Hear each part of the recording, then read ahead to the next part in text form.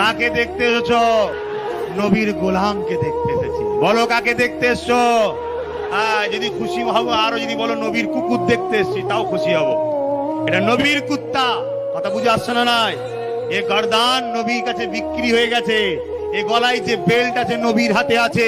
পৃথিবীর কোনো পাওয়ার, কোনো টাকা, কোনো লোভ, কোনো দিক থেকে রুকা যেতে পারে না, আর পারা যাবে না।